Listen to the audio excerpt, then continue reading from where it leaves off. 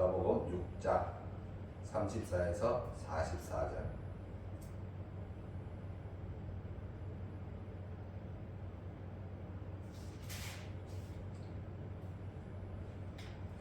다 찾으셨으면은 교독하겠습니다. 제가 앉아, 여러분이 앉아. 그리고 마지막에는 함께 합독하겠습니다. 예수께서 나오사 큰 무리를 보시고 그 목자 없는 양 같음으로 인하여 불쌍히 여기사 이에 여러 가지로 가르치시더라. 때가 저물어 가매 제자들이 예수께 나와 여쭤오되 이곳은 빈들이요 날도 저물어가니 무리를 보내어 두루 총과 마을로 가서 무엇을 사 먹게 하옵소서. 대답하여 이르시되 너희가 먹을 것을 주라 하시니 여짜오되 우리가 가서 200데나리온의 떡을 사다오 하니까 이르시되 너희에게 떡 몇 개나 있는지 가서 보라 하시니 알아보고 이르되 떡 5개와 물고기 2마리가 있더이다 하거늘. 제자들에게 명하사 그 사람으로 때를 지어 부른 자들에게 알게 하시니 때로 100명씩 또는 50명씩 앉은지라.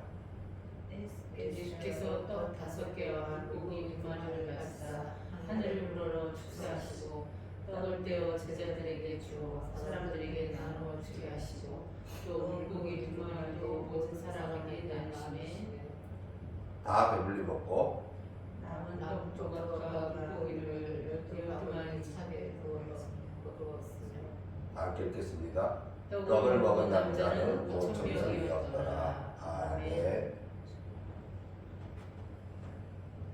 어떻게 날이 또 갑자기 추워졌네요. 감기 조심하세요. 네.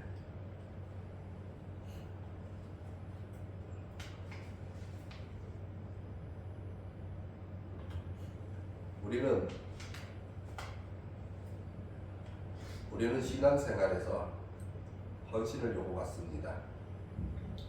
어떤 분들은 헌신하기를 좋아하고 어떤 분들은 조용히 신앙생활을 하고 싶은데 각 사람마다 성향은 틀리죠.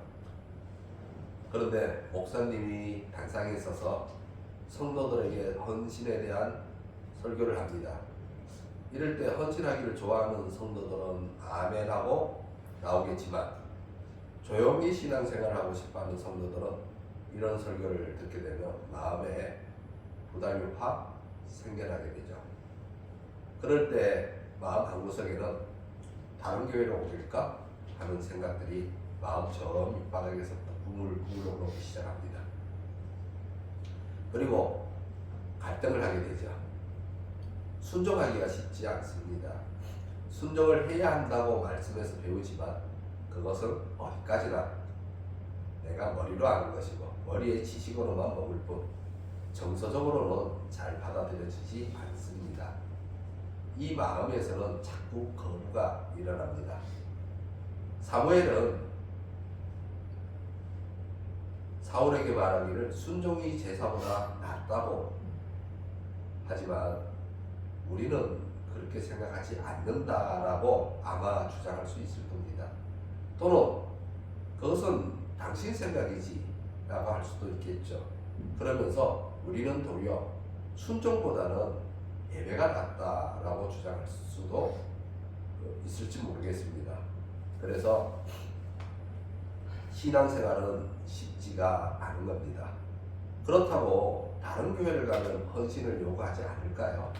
마찬가지입니다. 이로 인해서 사람들은 대형교회로 몰리게 되는 추세가 있습니다. 사람들이 많다 보니 굳이 내가 나서지 않아도 되니까 조용히 신앙생활을 할 수 있습니다. 조용히 말입니다. 마음 편히. 헌신에 대한 부담을 지지 않아도 되죠. 또한 순종에 대한 부담을 질 필요가 없습니다. 그러나 하나님의 말씀이 선포되어서 성도들에게 그러한 부담을 준다는 것은 하나님이 성도로 하여금 하나님이 하시는 일에 참여시키기 위함입니다. 이는 근본적으로 하나님 나라의 완성을 향해 나아갈 때 성도들 중 아무도 부끄럽지 않게 하기 위함이죠. 하나님 나라가 완성되어 하나님 앞에 모두 서던 날 주님은 우리에게 물으실 겁니다. 무엇을 하다 왔냐고. 그때 우리가 우리 입으로 무엇을 대답할 수 있을까요? 저는 주님을 믿었습니다 라고 대답할 수 있겠죠. 근데 주님은 또 물을 수 있겠죠. 네가 나를 믿었다면 그 믿음의 증거를 보여달라고.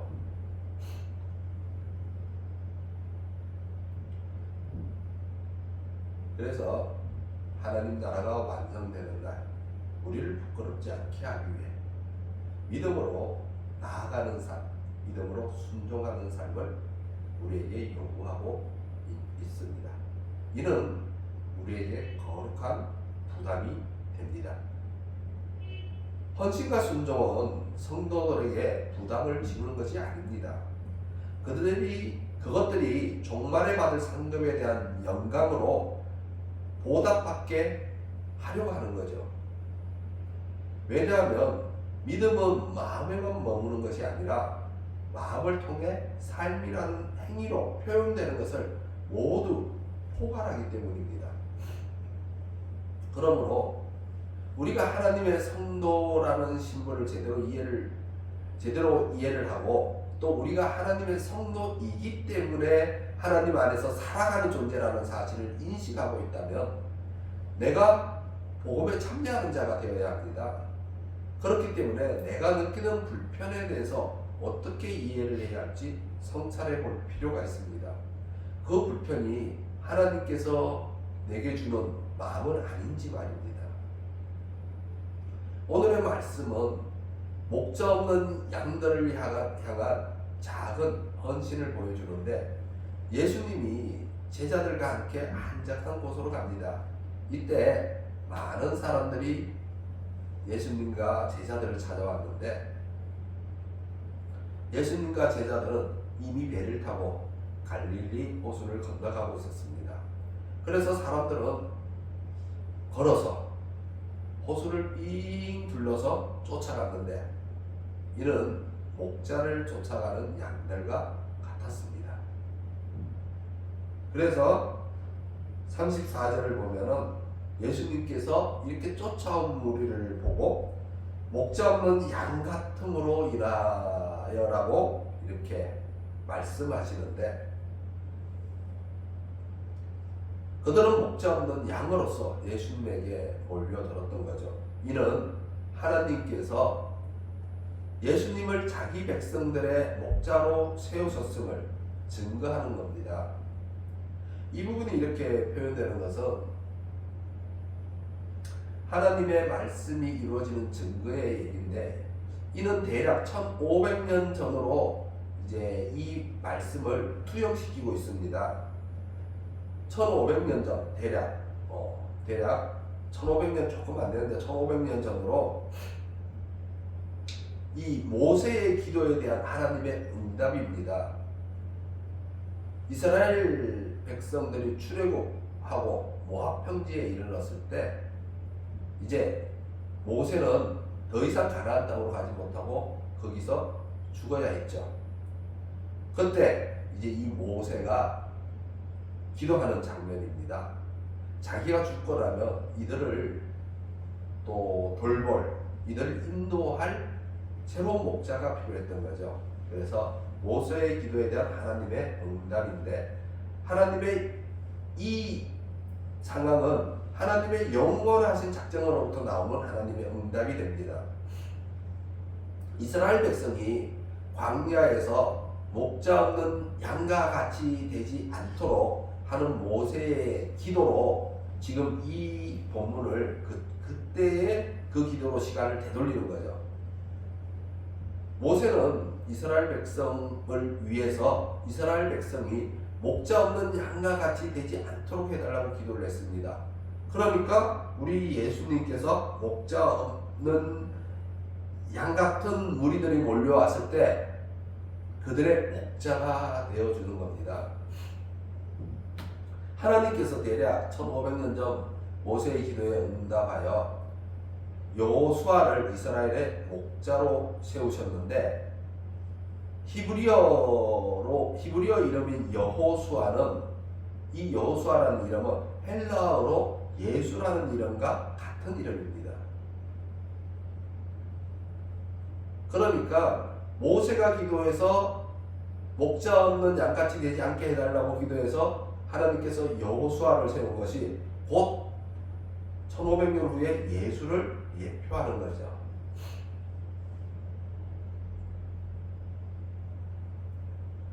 하나님은 창조하기 전부터 예수님을 이 땅의 목자로 보내실 것을 작정하셨는데 이를 구약 역사의 흐름 가운데 상징적으로 미리 보여주고 계셨던 것이며 이를 구약 성경에 기록했던 겁니다. 그 중에 하나가 광야에서 모세의 기도와 그에 대한 응답으로 여호수아를 목자로 세운 겁니다. 하나님은 이러한 방식으로 계시를 하셨는데 하나님의 일하심에 대한 그 확실함을 나타내기 위해서 하나님의 일하심에 대한 확실함을 나타내기 위해서 바로 이러한 계시를 통해 하나님에 대한 증거를 세우는 겁니다. 즉 1500년 전에 하신 계시가 또 1000년 전에 하신 계시가 500년 전에 하신 계시가 이 모든 계시, 이 구약의 모든 시대를 따라서 하신 그 계시가 신약에서 모두 다 성취되는 것을 보여주면서 우리의 구원을 위해 일하시는 하나님의 명백함을 증거하고 있는 겁니다. 따라서 이렇게 명백한 증거를 보여주고 있기 때문에 심판 때에는 아무도 변명할 수가 없게 됩니다. 이를 들으려고 하지 않는 것은 그들의 죄일 뿐입니다. 빈들에서 예수님께서 자신을 쫓아온 무리를 가리켜 목자 없는 양과 같다라고 표현을 하는 것은 바로 구약 성경을 아는 사람들이 있지 않습니까? 구약 성경을 아는 사람들에게는 목자 없는 양과 같이 되지 않도록 해달라는 모세의 기도와 그에 대한 응답을 지금 상기시키고 있는 겁니다. 그 사람들에게는. 이제 빈들에서 만난 그 목자 없는 양들에 대한 예수님은 목자가 이제 되시는데 여러 가지로 가르치시더라 하여 먼저 말씀으로 그 양들을 양육하고 있음을 보여주고 있습니다. 이게 영적인 양식으로 양육하고 있는 거죠. 근데 이때 이제 날이 저뭅니다. 저녁 식사 때가 되었던 거죠. 이제 말씀으로 먹일 때가 아니라 떡으로 먹일 때가 된 시간입니다. 떡은 이제 육의 양식이죠. 말씀은 영의 양식이고 우리가 육의 양식으로 몸의 건강을 유지하고 또 어린아이 같은 경우는 성장하지만 영의 양식으로는 어린아이와 같은 신앙심을 키워야죠. 그래서 이 두 가지가 다 필요한데 복음을 전한다는 것은 영의 양식인 복음을 전하는 거죠. 그런데 거기에는 목자 없는 양들, 즉 믿지 않는 사람들이 대상이기 때문에 그들의 굳어있는 마음이 쉽게 열린다고 생각하시면 안 됩니다. 따라서 복음은 말로 전하기도 하지만 그들의 필요를 채워주는 것과 함께 전하면 훨씬 복음되게 만듭니다. 배고픈 사람에게 먹을 것을, 외로운 사람에게는 찾아가서 말동무를, 아픈 사람이나 쇠약해진 사람에게는 찾아가서 보살핌을, 그렇게 그러한 것들을 함께 가지고 가야 그들의 마음이 조금씩 열려서 복음을 받아들이게 되죠. 빈손으로 찾아가서 복음을 전해보면 생각보다 만남이 잘 안 이루어지는 것을 경험할 수 있게 됩니다. 제자들이 예수님께서 그 모인 무리를 보내어서 각자 알아서 식사를 해결할 것을 청했죠. 그 제자들은 예수님에게 예수님 날이 저물어 갑니다. 그 날이 저물어 가는 걸 이제 인식시키고 이제 밥 먹을 때라는 것을 인식시키는 거죠. 그래서 이제 무리를 보내어 두루 총각 마을로 가서 이제 그대로 이제 먹게 하라고 가서 무엇을 사 먹게 하옵소서라고 이제 제자들이 요청하고 있죠. 그런데 제자들의 이러한 요청에 예수님은 뭐라고 하시죠? 예수님은 제자들에게 너희가 먹을 것을 주라 라고 하고 있습니다. 너희가 먹을 것을 주라.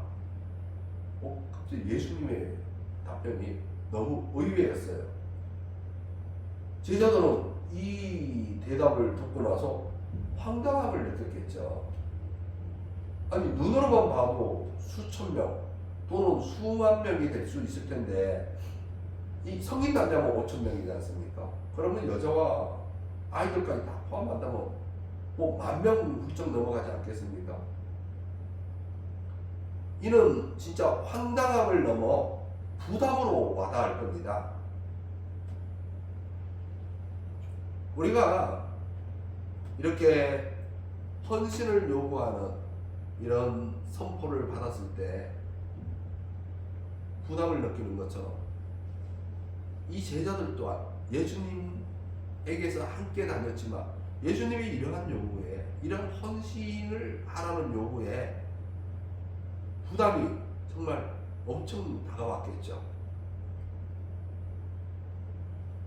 그러나 이는 제자들의 입장에서는 매우 당황스러운 상황이 될 수 있지만 예수님이 제자들에게 그렇게 말한 것은 그들 또한 예수님의 목자 사역을 이어받아야 하는 성도들이었기 때문입니다. 하나님이 공급하시는 은혜와 은사와 능력으로 그 일을 감당해야 하는 사도들이었죠. 이러한 사역을 이어받아야 하는 성도라는 신분은 오늘날 우리에게도 동일하게 주어져 있습니다. 예수님은 우리에게도 너희가 먹을 것을 주라 라는 동일한 사명을 우리에게 말하고 있는데요. 자, 이 사명을 듣게 되면 우리는 정말 부담이 옵니다. 우리도 동일하게 이 제자들처럼 부담이 오죠.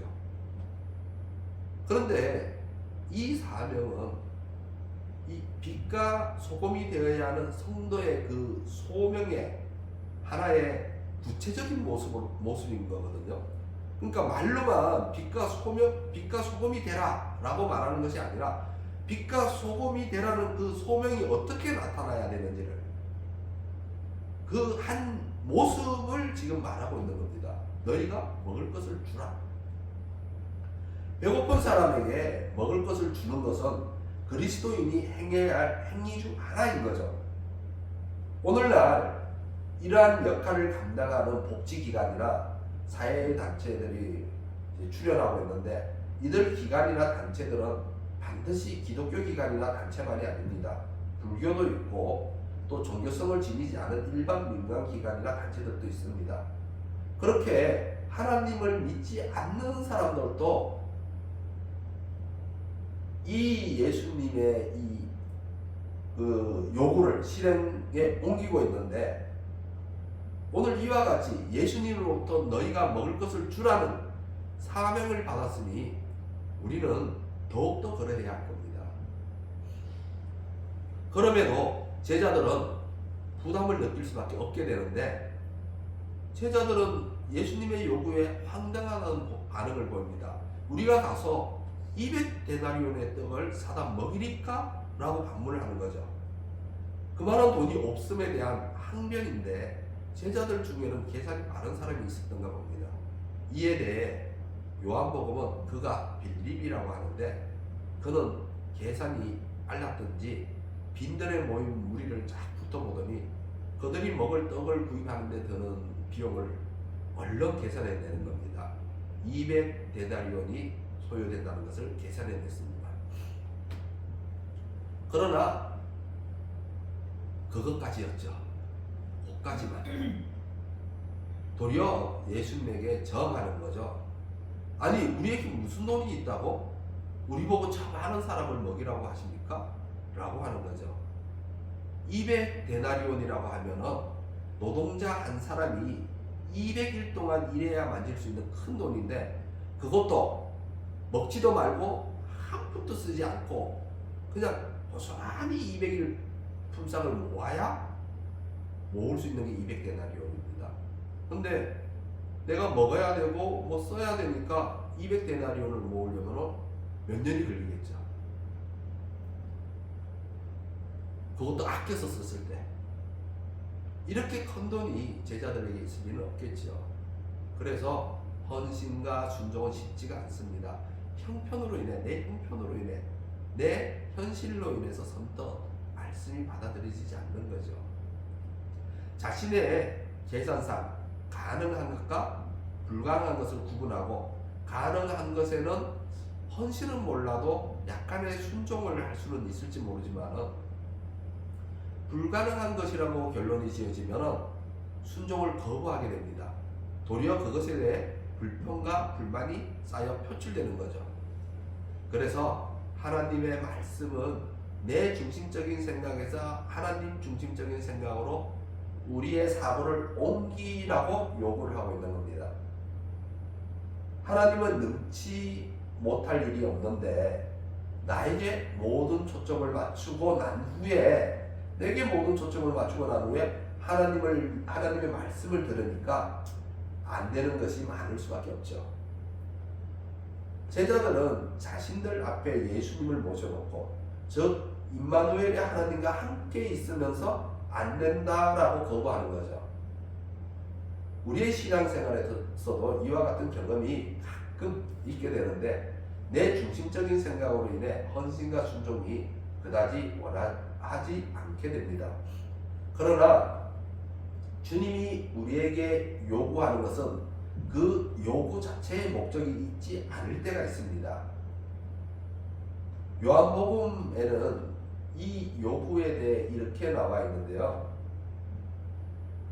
5절 요한복음 5절 중간부터 보면 이렇게 나와 있습니다. 빌립에게 이르시되 우리가 어디서 떡을 사서 이 사람들을 먹이겠느냐 하시니, 이렇게 말씀하시면 친히 어떻게 하실지를 아시고,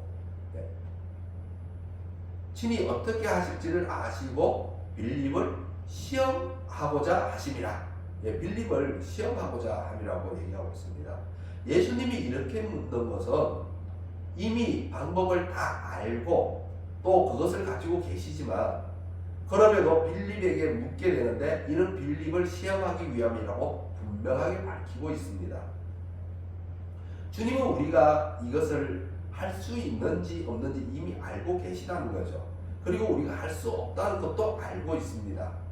그래서 이러한 질문은 우리 자신이 할 수 있는지를 묻는 것이 아니라 주님을 통해서 할 수 있는지를 묻는 것이죠.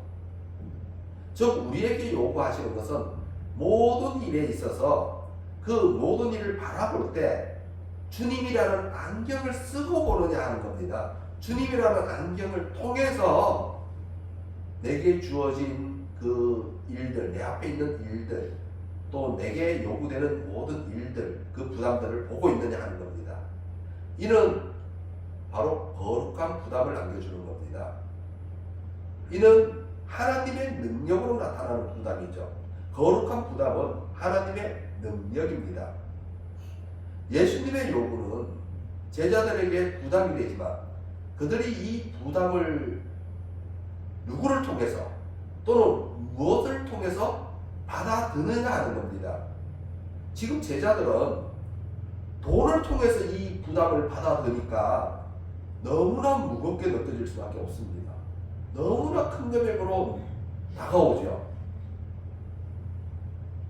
예수님을 통해 받아들였다면 제자들은 그들의 부담을 훨씬 가볍게 느꼈을 겁니다. 이에 예수님의 말씀 한 구절을 우리 함께 읽고 나서 계속해서 우리 다음 말씀을 나눠볼까 합니다. 마태복음 11장 28절에서 30절인데 마태복음 11장이며 신약 페이지는 18페이지입니다. 예. 마태복음 11장 28절. 예.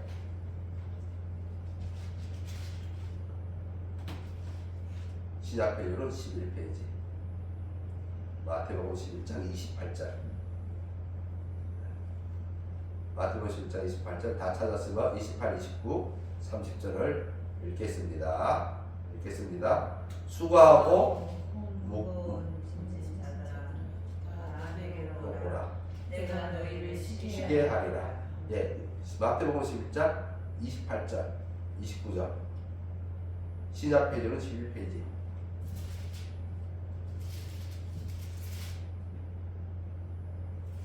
마태복음은 신약의 제일 첫 번째 책입니다.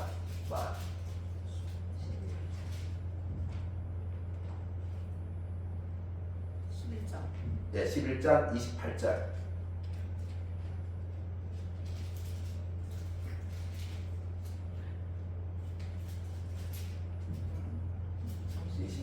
11장 28절.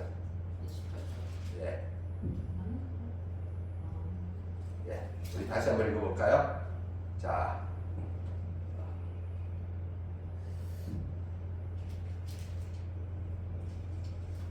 예, 찾으셨으면은 자, 다시 한번 읽겠습니다. 수고하고 무거운 짐진 자들아 다 내게로 오라. 내가 너희를 쉬게 하리라.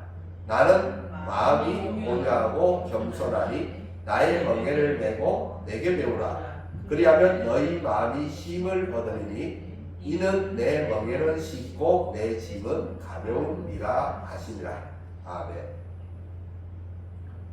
예수님을 통해 이 부담을 지게 했다면 가볍게 질 수 있었을 것이고 부담으로 인해 예수님에게 항변할 필요도 없었을 겁니다. 우리도 이러한 거룩한 부담 앞에서 예수님을 통해 바라보는 영광이 있기를 주님의 이름으로 축원합니다. 그래서 이 오병이어의 사건은 주님이 제자들에게 자신을 통해서 저 배고픈 무리들을 보고 있는지를 묻고 있는 것인데 능치 못할 일이 없는 하나님을 통해서 바라보게 된다면 어린아이와 같은 작은 것이라도 주님의 손에 내어드리는 것을 즐거워하게 될 겁니다. 그래서 헌신과 순종의 요구는 성도들에게 부담을 주기 위한 것이 아닙니다. 복음에 참여시키는 거죠. 하나님이 하시는 일에 참여시키는 겁니다. 하나님의 영광 안으로 들어오라는 거죠. 그런데 제자들은 지금 그러지 못하고 있었죠. 그럼에도 예수님은 제자들에게서 이 불가능하다는 대답이 돌아왔음에도 불구하고 여전히 제자들이 참여하는 것에 대해서 포기하지 않으십니다. 왜냐하면 복음에는 참여를 해야 하기 때문이죠. 복음은 붙들고만 있다고 되는 것이 아닙니다. 참여를 하는 것이 진정으로 복음을 받아들이는 겁니다. 그래서 예수님은 그러면 이번에는 그 떡이 몇 개 있는지 가서 알아보라고 하죠. 제자들에게. 그래서 제자들을 하여금 떡이 몇 개 있는지를 알아보게 하고 그리고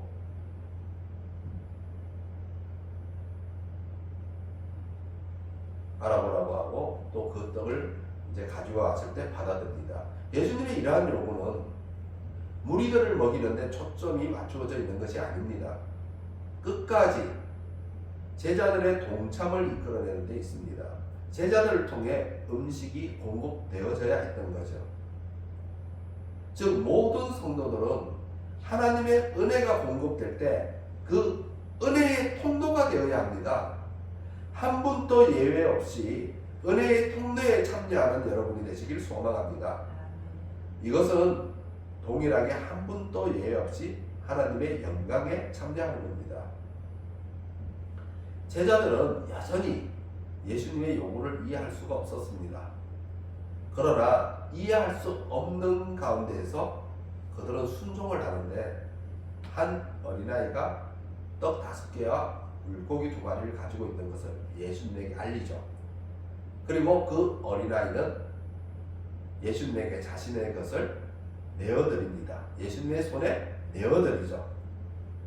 이 어린아이의 내어드림이 예수님의 요구를 이룹니다. 너희가 먹을 것을 주라는 예수님의 요구를 이 어린아이의 헌신을 통해 이루는 거죠. 어린아이가 예수님의 손에 내어드린 것은 떡 5개와 물고기 2마리인 도시락입니다. 아주 작죠. 아주 작은 겁니다. 성인 남자만 5,000명인데 그 외에 여자들과 어린아이들까지 합치면은, 그렇다면은 떡 5덩이와 물고기 2마리가 이게 가당키나 하겠습니까? 절대로 못 먹이는 분량이죠. 예수님 앞에 모여있는 사람의 수를 생각하면 어린아이가 드린 떡 5개와 물고기 2마리는 아무것도 아닌 겁니다. 우리는 이럴 때 뭐라고 하죠? 우리는 이럴 때 뭐라고 하냐면 안 드리면 못하다고 말하죠. 우리는 사람의 생각은 안 드리면 못하다라고 말해요. 그러나 예수님이 손에 드렸을 때는 그것이 바로 하나님의 능력으로 나타나는 겁니다. 그래서 항상 성경의 말씀과 사람의 생각은 반대입니다. 가는 길이 다릅니다. 달라요. 우리는 못 미치게 주면은 안 주는 것보다 못하지 라고 말을 하지만 하나님 앞에서 예수님에게서는 그렇지 않다는 거죠. 아무리 작은 것이라도 주님 손에 내어드리는 것이 중요합니다. 그것이 하나님을 통해 바라보는 영적인 눈을 가진 성도의 모습입니다. 그러니까 내 능력도 마찬가지입니다. 내 능력이 아주 보잘것없어요. 내가 뭐 별로 할 수 있는 게 없어요. 그래도 그 할 수 있는 별로 없는 것을 가지고 예수님 앞에 나아가는 거죠. 헌신하는 거죠. 내 몸이 건강하지 않아도 그 건강하지 않은 몸을 가지고 헌신하는 거죠. 저랑 제가 성도로 있을 때 저랑 전도의 짝을 하셨던 분은, 그분은 이제 아마 80 되셨을 건데 그분도 70대 때 저랑 같이 전도 짝을 했는데, 그분은 허리에 협착증도 있고 걷기를 굉장히 불편해합니다. 그런데도 하나님 앞에 나아가서 그 칭찬받을 것을 생각하면서 하나님 앞에 자기의 몸을 드리는 겁니다. 나가서 끊임없이 봉사를 하고 또 뭐 전도도 하고 하여튼 하나님 앞에. 그래서 그분의 말씀은 하나님 앞에 갔을 때 니 뭐 하다 왔냐 물으면은 뭐 하다 왔다라는 답을 할 수 있는, 입을 다물고 있지 할 말이 없어 입을 다물고 있는 것이 아니라 뭔가 하다 왔다는 것을 말할 수 있는 그런 성도가 되기 위해, 비록 약한 몸이지만 그 약한 몸을 이끌고 하는 거죠. 그러니까 정말 보잘것없고 내가 약한 몸이라 하더라도 하나님 앞에 드려지면 그게 크게 쓰임을 받습니다. 그런데 참 신기한 거는 그렇게 하시니까 그 척추협착증이 있는데도 불구하고 벌써 10년 이상을 걸어 다니세요. 제가 다른 분들 협조척자증 있는 분들은 못 걷는 걸 많이 봤는데 그분은 하나님에게 그렇게 헌신을 하니까 그냥 하나님이 계속 몸을 쓰시게 하는 것 같아요. 그렇습니다. 우리는 정말 내가 보잘것없다라고 생각하지만 그 보잘것없는 것을 예수님께 내어드리는 거죠. 하나님께 내어드리는 거죠. 내가 가진 것이 아주 미약하다 하더라도 예수님은 그것을 받으신다는 것이고 예수님은 그것을 사용하신다는 겁니다. 예수님은 약하다고 해서, 작다라고 해서, 미약하다라고 해서 손살에 치고 야 그거 갖고 오지 마, 그런 걸 다 갖고 와 이러시는 분이 아니라는 거죠. 그래서 예수님의 손에 붙들림을 받은 것은 그것이 하나님의 능력으로 나타날 줄 믿으시기 바랍니다. 오늘의 본문 42절에서 44절까지 다 같이 읽어보겠습니다. 이 말씀을 읽고 말씀을 마치려고 합니다. 자, 오늘 우리 본문 마가복음 6장 42에서 44절. 예. 다 찾으셨으면은 같이 합독하겠습니다. 자, 합독하겠습니다. 다 배불리 먹고 남은 떡 조각과 물고기를 12바구니의 창에 거두었으며 떡을 먹은 남자는 5,000명이었더라. 아멘. 네. 하나님의 능력으로 나타났습니다. 우리와 함께 있는 임마누엘의 하나님으로 인해 거룩한 부담을 받아들이기를 주저하지 않는 거룩한 성도 여러분이 되시기를 주님의 이름으로 축원합니다. 아멘. 기도하겠습니다.